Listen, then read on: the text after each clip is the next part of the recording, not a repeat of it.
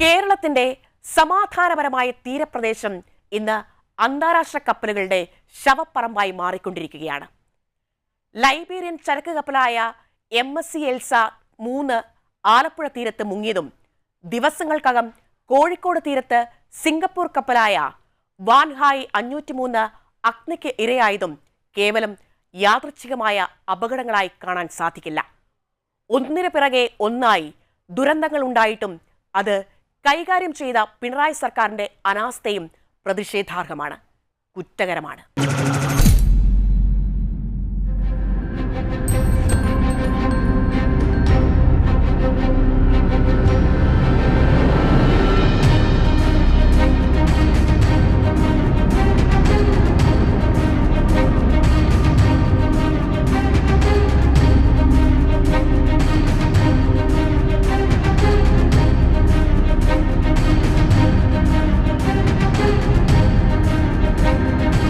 വിഴിഞ്ഞത്തു നിന്നും കൊച്ചിയിലേക്ക് പോയ ലൈബീരിയൻ കപ്പൽ തകർന്ന് അതിലെ കണ്ടെയ്നറുകൾ കടലിൽ പതിച്ചിട്ട് മാസങ്ങളായി.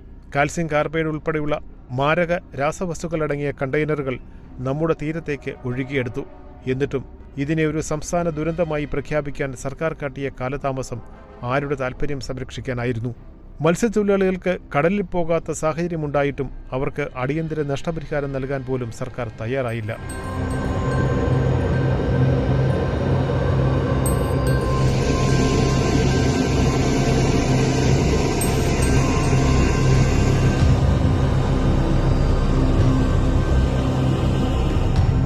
ലൈബീരിയൻ കപ്പലിന്റെ ഞെട്ടൽ മാറും മുൻപാണ് കോഴിക്കോട് ബേപ്പൂർ തീരത്ത് സിംഗപ്പൂർ കപ്പലിൽ സ്ഫോടനവും തീപിടുത്തവും ഉണ്ടാകുന്നത്.